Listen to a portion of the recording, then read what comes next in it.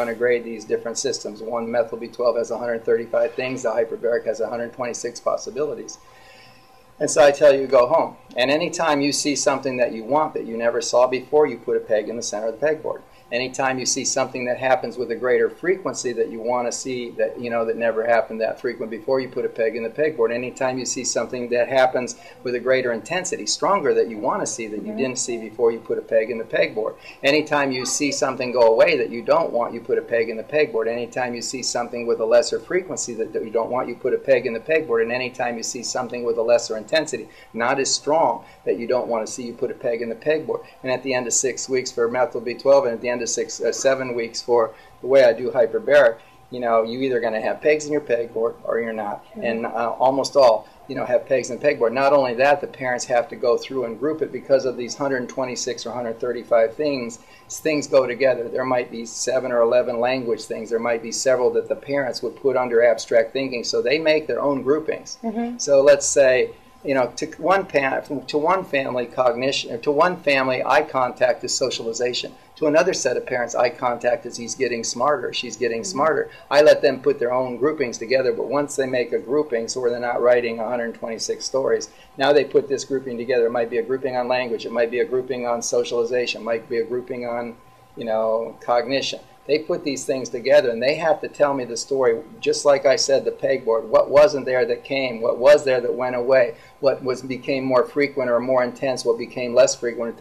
And they tell it in story form so they can go back and find it. And it's very interesting because as I've been doing that and they have to document it, they can give me 2 or 3 pages when they do this. However, when I ask them the question, it's just a question ahead of time. They don't know they've been set up. What is methyl B12 or what is HBOT doing for you? They say, oh, we think, it's giving us a little more awareness and we really like it. They'll give us a sentence. They give us a sentence in 2, which is what most parents are seeing from most clinicians, most places. But when they have to document at least the first time when they're making no other changes, if you make other changes, you're just picking your favorite.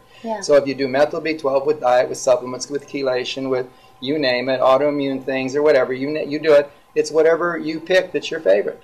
So it's like, oh, and whatever you hear from your local blog, oh, it's this. But when you make no changes and do nothing else and you're putting your pegs in your pegboard and you have to describe it in detail, you don't miss it. And the parents don't miss it. Well, and especially now you see it too. You see all these pegs, all over the place. I love that. Now, when you're working with these parents, does insurance cover any of this? Insurance covers some of it. Insurance might cover some things out of convention, Quest or LabCorp, some of the commercial labs. In general, the things that really work, insurance doesn't pay for. That's unfortunate. This is a disease for the rich, unfortunately, and that's just the way it is, and it's not fair. It is not fair. So when we have to prioritize, we as clinicians who do this, you have to prioritize where do we get the biggest bang for our buck. Injectable methyl B12, the way we do it, is, $1 to $1.50 a day, and most insurance companies pay for that. So that's the least expensive, biggest bang for the buck, and it's something that we can do for several years safely. So that's how that works. Things like hyperbaric are very expensive. Not everybody can do it. And then there's a whole set of things in between. Intravenous gamma globulin works very good. Sudhir Gupta from UCLA has used it with kids with autism, and he knows it works, but it's very expensive. Things like, there's just all kinds of things. Healing the gut. If we do diets, if we have the potential to do the diets ourselves if we start from scratch. None of us want to because of the busy world. So even though it could be no more expensive and less expensive than actually buying food now, because to make our own bread still costs less than to buying bread. So if we made our own whatever, it's less expensive than even whatever, but then they have all these companies that make these gluten-free, casein-free things, and so it becomes very expensive. Supplements aren't too expensive, at least to get the basics. We might not be able to get all the designer supplements, but we'll be able to get the basics. So basic supplements, basic diets, those aren't too expensive, and those can make a difference. Methyl B12 is inexpensive and mostly covered by insurance, so that's inexpensive. So those things. Healing the gut, at least a probiotic, sometimes a digestive enzyme, those are good. Sometimes it's, they're going to be worse with that than better because if they have an inflamed gut, it might be one more thing to be messing up their gut, etc. So, we have this whole spectrum. But again, parents need to do, I don't say they need to do anything. I suggest parents do something and do things that they can afford. And I suggest that they make sure that they consider all their family. the whole family unit. Sometimes we so focus on the child who's affected that we quit focusing on anybody else.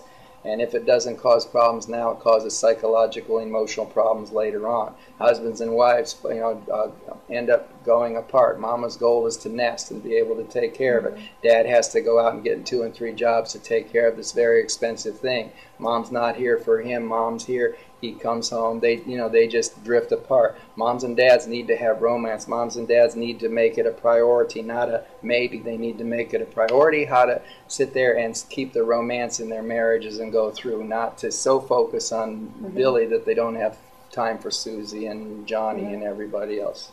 And I think that's so important too, because you get so focused on your child. You're on, as a mom myself, you're on Google. I remember the early years, I was on Google 24 hours a day, it felt like, researching, reading blogs, going on groups, trying to read and educate myself in any way that I could, getting on airplanes, flying to conferences, whatever I could learn, I would. And you give up a lot, for that. And I think it's great that you pointed out that it isn't so important for the families to remember about the other kids and remember the romance and also remember to take care of themselves. Because as moms, a lot of times we feel guilty, to do anything for ourselves. Now, a parent right now that might be watching might think, okay, I just got the diagnosis. Okay, I'm so excited what you're talking. I'm thinking if I'm a mom watching, I'm so excited what Dr. Neubrander is talking about, right? What is their first steps? Like, what would you recommend right now? They're watching this on, their computer. I think the first step is to make sure that you be willing to, make a change, which can be, you got to take a chance, to change, okay? And you have to, understand who you're listening to, because, if you go to the regular pediatrician or anything else, they're going to say this doesn't work, and that's a bunch of hooey. I will say straight to the camera, that's a bunch of hooey. This stuff makes a difference. The diet, if you read all the literature, the diets make a difference. If you read all the literature and you go through the clinicians, many of these things, most of these things we do have a good scientific background and a basis. But if you're looking to be able to have your regular doctors tell you what's going on, you're not going to get validated. If you ask a rabbi if Jesus is cool, he says no. If you ask a priest if Jesus is cool, he says yes. And if you ask a Buddhist monk if Jesus is cool, he says, who the hell is Jesus? So if you ask a Democrat or a Republican the same question, you get 2 different answers. You have to know what you're doing. So you have to know. So you have to decide, am I going to take a chance to change, or am I going to sit there and be confused with what all the different doctors are telling me because they all say they're right? So that's the thing. So first you have to do enough research with this type of, with people like, with doctors like me in this kind of arena who can give you sane answers with some kind of science behind it, not just some alternative thing or what blah blah blah. It doesn't work that way.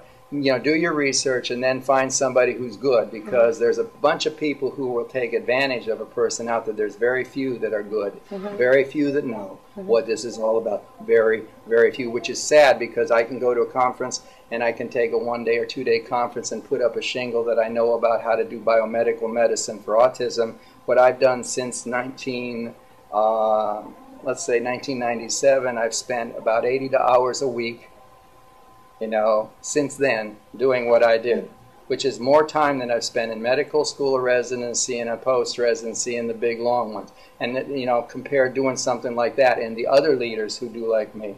The other leaders, the amount of time we spend studying autism and doing this, how to help these kids, and it's really the toughest disease we've ever taken care of, to do this versus taking a 2-day course and then being able to put a shingle. And there's a lot of that you got to be able to know. And just because somebody's the closest doesn't mean that's what you need, because the delay is not good. Again, remember, when I get a kid who's 2.5 to 3.5 years old, I might get this much benefit. 3.5 to 4, 4.5, 5, 6, 7. The window never closes, but it gets tighter and tighter, and I can get less and less. When the younger we start, the better we do. That's the time to invest the time and the money and the effort, not when everything else that everybody else says doesn't work.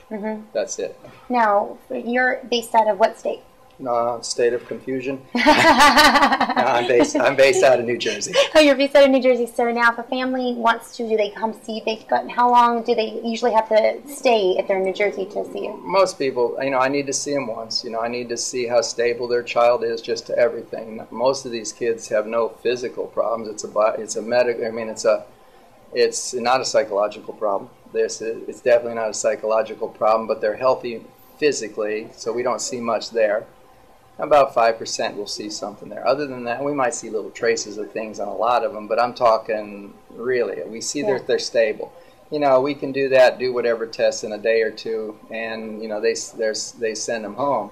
Then most of the time we do this, in fact, all of the time we do it by TeamViewer or Skype or something like that, where we talk to the parents, because we're treating biomedical. We're treating the laboratory, we're treating the child, and we're putting them on things that work. And I have people from all over the world. They'll talk to me anywhere from once a month to once every 3 months, just depending, and we do it by that way.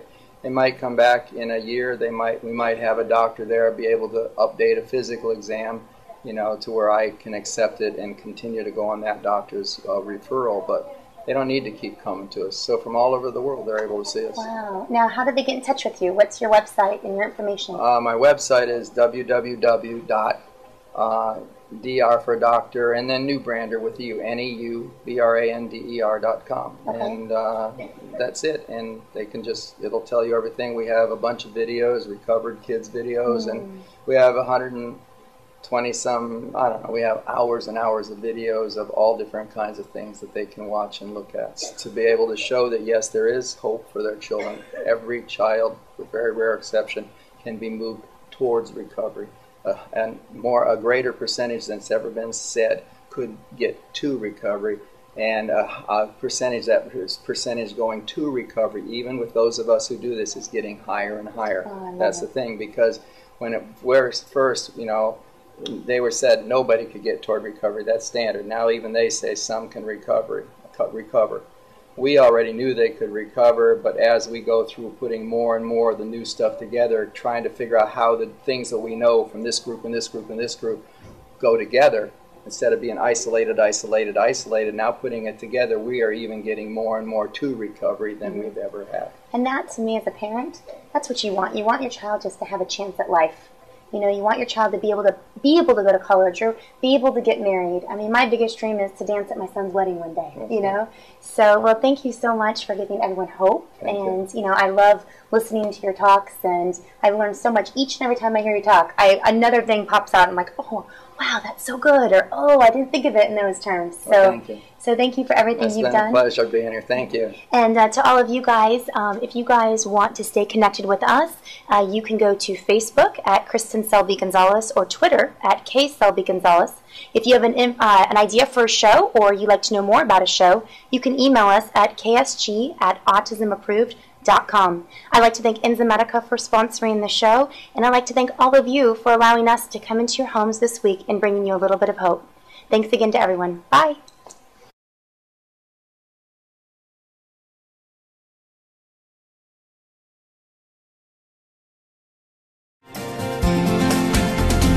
Thank you for joining us for Autism Approved with Kristen Selby Gonzalez. Please join us next week for another episode brought to you by Enzymedica.